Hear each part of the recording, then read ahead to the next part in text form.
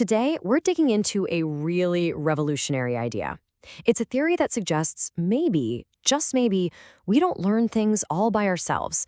It argues that the real secret to getting better at anything isn't just locked up in our own heads, it's in the people all around us. You know that feeling, right? You're trying to learn something new. Maybe it's an instrument, a tricky bit of code, whatever, and you just hit a wall. You feel like you're so close, but you just can't quite nail it on your own. So, how do we bridge that gap?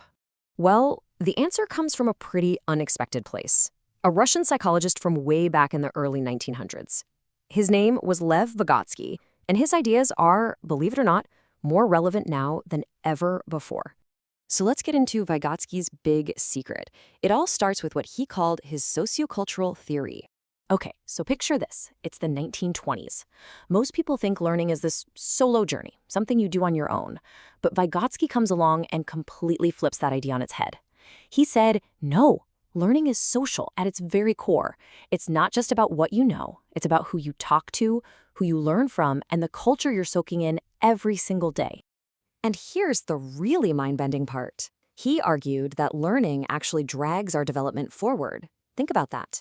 By learning new things with other people, our brains literally develop new capabilities. And what are the tools we use for this?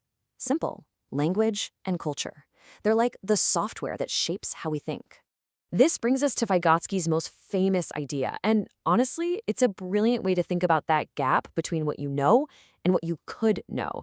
He called it the zone of proximal development. He basically drew a map for this learning journey. In the middle, you've got everything you could already do, no problem. Way out on the edge is the stuff that's just too hard for now. But in between those two, that's the magic zone. That's where the real growth happens. That magic zone is the ZPD, the zone of proximal development. It's that perfect sweet spot of skills that are just a little too tough to tackle alone, but totally doable with a bit of guidance from a teacher, a parent, or even a classmate who's a step ahead. Let's make this super concrete. Say you totally get simple addition. 2 plus 2 is 4. That's your comfort zone. Advanced calculus? Yeah, that's out of reach for now. But basic multiplication? That's sitting right there in your ZPD. You can't quite figure it out alone, but with a little help, it clicks. That's learning in the zone. Okay, so if the ZPD is this perfect learning zone, how do we actually move through it? Well, this leads us to Vygotsky's next brilliant idea, and it has the perfect name: scaffolding. And it's exactly what it sounds like. You know how when you're putting up a building, you need that temporary framework to support it? Educational scaffolding is the exact same thing.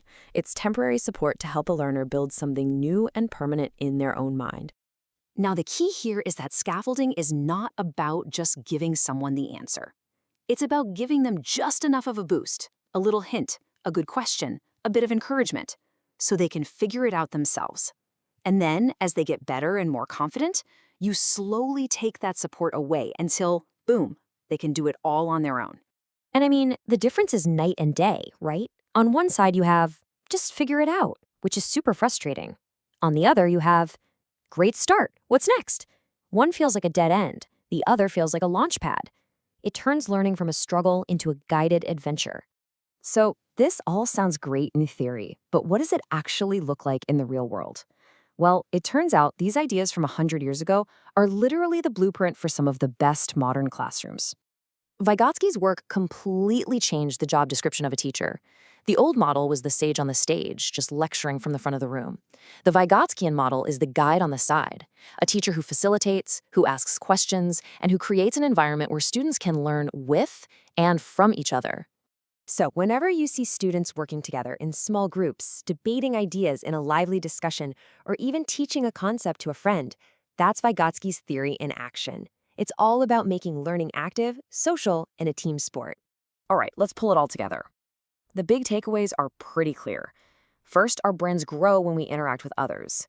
Second, that sweet spot, the ZPD, is where the most effective learning happens. Third, scaffolding is the tool that gets us through that zone. And finally, all of this is powered by the language we use and the culture we live in. At the end of the day, Vygotsky's message is simple but profound. Learning is not a spectator sport. It's a conversation. It's a connection between people. And this really gets to the power of scaffolding. The right kind of help doesn't just give a student an answer for today. It helps them build the skills to find their own answers tomorrow. So I'll leave you with a question to chew on. Who was the scaffolding in your life? Think about that teacher, that coach, that mentor, or friend who gave you just the right help at just the right time and helped you build something that you never could have built alone.